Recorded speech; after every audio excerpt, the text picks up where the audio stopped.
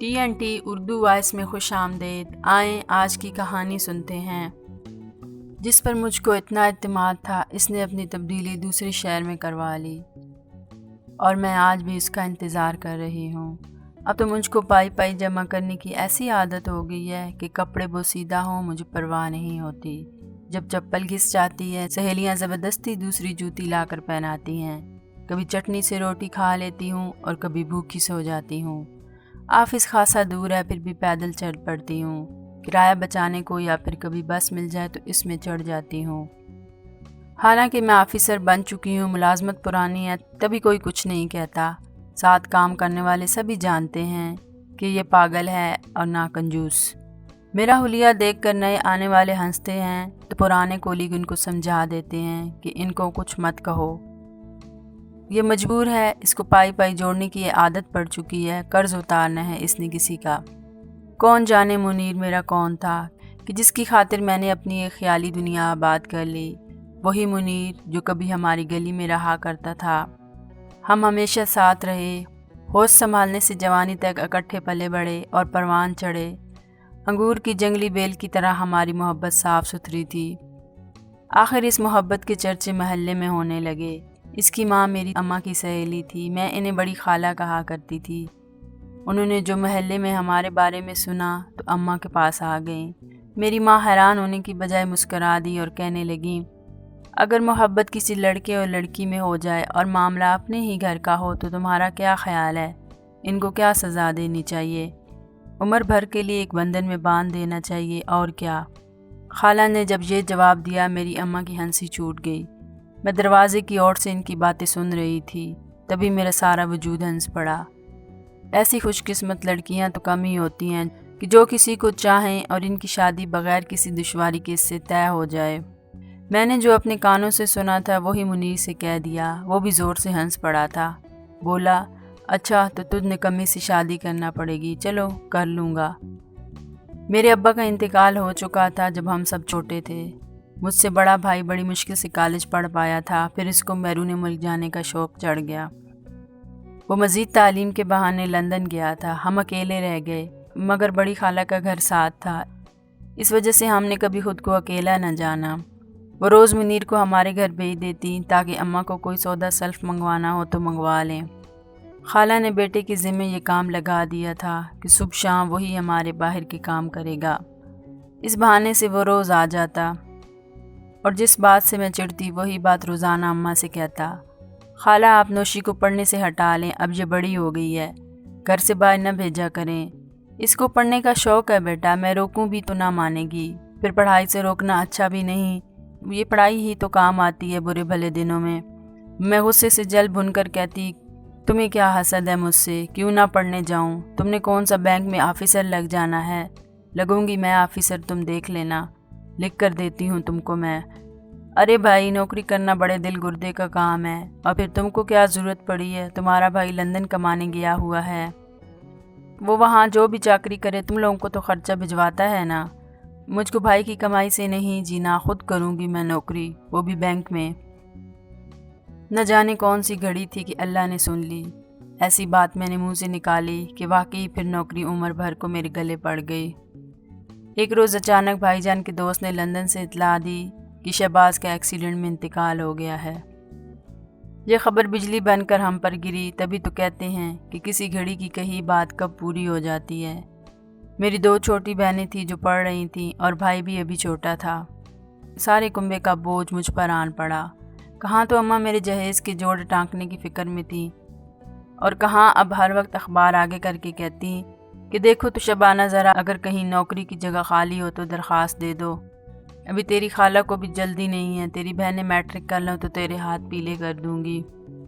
اماں مجھ کو یوں ہی اخبار دکھاتی رہیں مگر میں نے پڑھائی نہ چھوڑی۔ جوں تو BA کیا اور پھر نوکری کی تلاش میں لگ گئی۔ منیر نے مزید تعلیم حاصل کر لی تھی، اس کی قسمت اچھی تھی کہ اسے بینک کی نوکری مل گئی۔ پہلے تو میں نے اسے نہ کہا، اکڑ میں رہی، آخر حالات سے مجبور ہو کر گھٹنے ٹیکنے پڑے اور اس کے تعلق سے جس بینک میں وہ ملازم تھا مجھے بھی وہاں کلرکی مل گئی۔ کلرکی پر بھی خوش تھی کہ منیر کا ساتھ تھا، اب ہم ایک دوسرے کے اور قریب ہو گئے تھے۔ وہ آفس میں ہر طرح سے میرا خیال رکھتا، کچھ سمجھ میں نہ آتا تو اس کے پاس جاتی اور وہ کام کو سمجھا دیتا۔ میرے گھر کے حالات کو دیکھتے ہوئے اس نے میرے ساتھ سمجھوتا کر لیا، دکھ سکھ میں ساتھ دیا، مگر شادی کا تقاضا چھوڑ دیا۔ چڑھتے دریا پر پل باندھنا آسان نہیں ہوتا، لیکن میں نے اپنی بہنوں اور بھائی کی خاطر پیار و محبت کے جذبات کو بھلا کر ان کی زندگیوں اور مستقبل بنانے کی سوچی۔ دل کی کتاب کو بند کر کے ایک طرف رکھ دیا۔ یوں کنبے کی گاڑی کو کھینچتے میری عمر کا سنہری دور اس آس میں نکلتا گیا کہ ذرا مسائل کم ہو تو اپنے بارے میں سوچوں گی۔ خبر نہ تھی کہ مسائل تو جھاڑ کے کانٹے کی مانند ہوتے ہیں کہ جتنا دامن چھڑاؤ گے اور الجھتے جاتے ہیں۔ آدمی سوچتا رہ جاتا ہے کہ مسئلہ ختم ہوگا تو ایسا کر لیں گے، ویسا ہو جائے گا، مگر ایسا ویسا کچھ نہ ہوتا تھا اور نہ ہوا، وقت پر لگا کر اڑتا گیا۔ منیر نے صبر سے میرا انتظار کیا کہ آج نہیں تو کل ہم ایک ہو جائیں گے، یہ مشکل وقت گزر جانے دو۔ ایک بہن نے میٹرک کر لیا، مگر میٹرک کرتے ہی پڑوسن کے لڑکے سے مل کر ایسا گل کھلایا کہ اگر یہ پڑوسی شریف لوگ نہ ہوتے تو ہم زندہ درگور ہو جاتے۔ انہوں نے میری بہن کو گلے لگا لیا اور ہم کو بدنامی کے اندھیغال میں گرنے سے بچا لیا۔ جب منجلی کی شادی ہوئی، چھوٹی 8ویں میں تھی، امی کا خیال تھا کہ یہ میٹرک کر لے تو اسے نوکری پر لگا کر وہ میری شادی کر دیں گی، کہ اب میری شادی کی عمر نکلی جا رہی تھی۔ میں نے بھی منیر سے یہی بات کہی کہ چھوٹی گھر سنبھالنے لائق ہو جائے تو اماں میری شادی تم سے کر دیں گی۔ چند سال بعد چھوٹا بھائی پڑھ چکے گا، وہ گھر سنبھالے گا، پھر خدا نے چاہا تو چھوٹی کا رشتہ کسی اچھی جگہ ہو جائے گا اور میری ذمہ داریاں ختم ہو جائیں گی۔ اسی طرح میں ترتیب سے اپنے خوابوں کو سجا سجا کر رکھتی رہی، مگر تقدیر میں کچھ اور ہی لکھا تھا۔ چھوٹی بہن منجلی سے 2 قدم آگے نکل گئی۔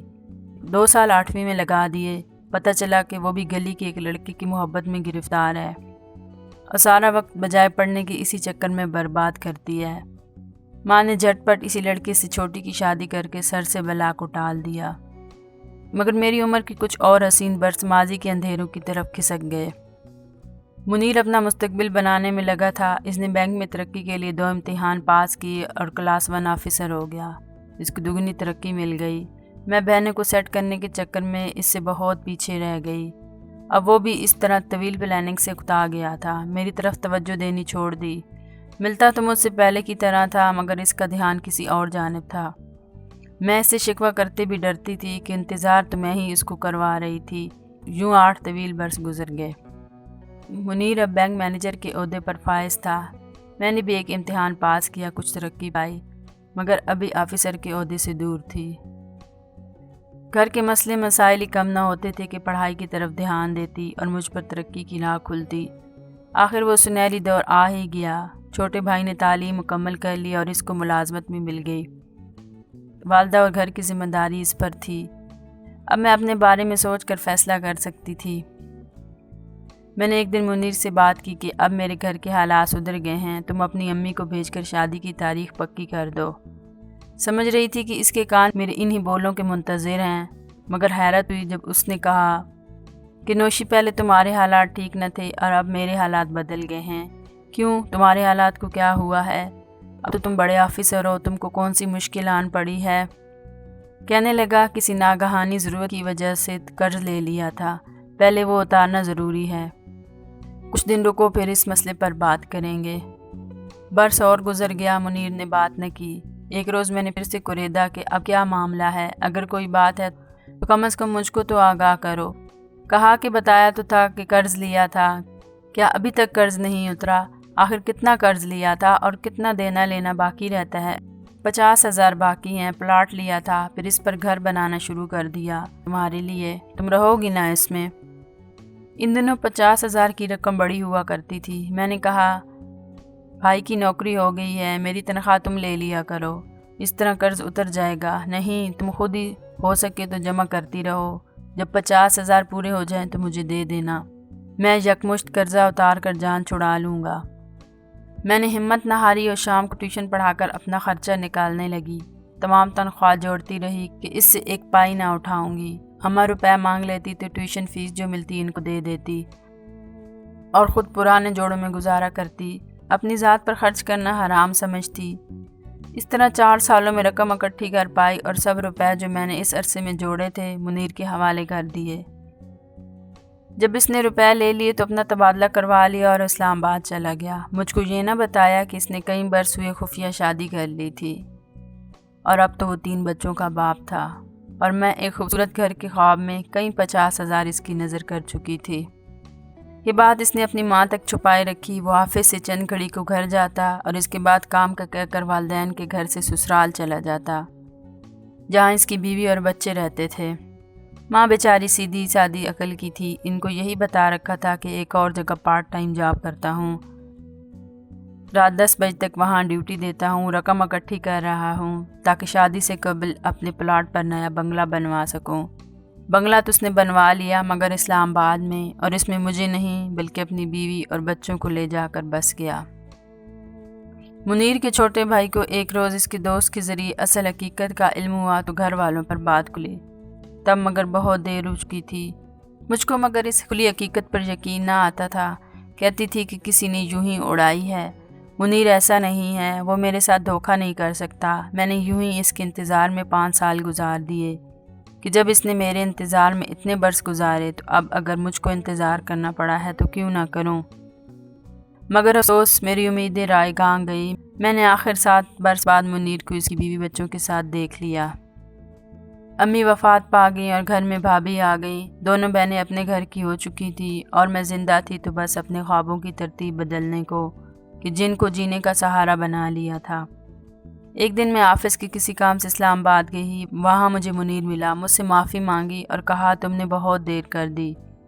بے شک تم سچی تھی مگر کوئی کسی کا اتنا انتظار نہیں کرتا۔ میں تو حیران ہوں کہ تم نے میرا قرض اتارنے کی خاطر کتنا کشٹ کاٹا، خود کو ہلکان کر لیا، اپنے اوپر زندگی کی معمولی آسائشوں کو بھی حرام کر لیا۔ آخر کس لیے؟ تم نے مجھ سے محبت کی تھی نا، اس لیے میرے برے دنوں میں ساتھ دیا، تمہیں میں نے انتظار کروایا تو میں تمہاری قرض دار ہو گئی۔ یہ وہ قرض ہے جو عمر پر اتارتی رہوں گی۔ میں نے زندگی کی معمولی آسائشوں کے اب بھی پر حرام کر رکھا ہے۔ اب بھی نئے کپڑے نہیں بناتی، نئے جوتے نہیں لیتی، روکھی سوکھی کھا لیتی ہوں، پائی پر جوڑتی رہتی ہوں تاکہ تمہارا قرض اتر جائے۔ شاید کبھی تم کو پھر رقم کی ضرورت پڑ جائے، بس یہی سوچ کر ساری تنخواہ جمع کرتی جا رہی ہوں۔ اب مجھے رقم کی ضرورت نہیں پڑے گی، خدا کے لیے مت کرو ایسا، بدل لو خود کو، اپنی زندگی کو، اتر چکا ہے میرا قرضہ۔ میں نے شادی کر لی ہے، آباد ہو گیا ہوں، گھر بنا لیا ہے، بیوی ہے، بچے ہیں، میری دنیا ہے ایک، تم بھی اپنی دنیا بناؤ، خوش رہو، اچھے اچھے کپڑے پہنو، مت ترساؤ خود کو چھوٹی چھوٹی خوشیوں کے لیے۔ کیا ہو گیا ہے تم کو؟ چھوڑ دو اب یہ پاگل پن، حقیقت کی دنیا میں لوٹ آؤ، مت دیکھو پرانے خواب۔ تم کو اس حال میں دیکھتا ہوں تو لگتا ہے میں تمہارا مجرم ہوں، میں ہی قرض دار ہوں تمہارا، اور تم کشت کاٹ رہی ہو۔ کیوں؟ عادت پڑ گئی ہے مجھ کو منیر اب تنخواہیں جمع رکھنے کی، پائی پائی جوڑنے کی۔ میں اب اپنی اس عادت کو بدل نہیں سکتی، اس سے کچھ فرق نہیں پڑتا، مجھے نئے خواب ملے نہ ملے، مجھ کو پرانے خواب ہی عزیز ہیں، ان کے سہارے جی لوں گی۔ تم کو تمہارا گھر، تمہاری دنیا مبارک ہو، مگر عمر بھر کا ہمارا لینا دینا تو رہے گا، کیونکہ اپنے خوابوں کو اب بے ترتیب کرنے اور بدلنے کا مجھ میں حوصلہ نہیں ہے۔ تبھی اس نے رحم بھری نظروں سے مجھے دیکھا تھا اور جاتے ہوئے بولا، پاگل ہو تم، اچھا اللہ نگہبان، خدا کرے تم جہاں رہو، جیسی رہو، خوش رہو۔ آج بھی اس کی یہ دعائیں یاد آتی ہیں تو میری آنکھوں میں آنسو آ جاتے ہیں، ایسی جھڑی لگتی ہے کہ پھر لاکھ چاہوں تو بھی تھمنے کا نام نہیں لیتی۔ یہ وہ برسات ہے جو صرف مجھ کو جلاتی ہے مگر کسی اور کو نظر نہیں آتی۔ واقعی میں پاگل ہوں، سچ مچ پاگل۔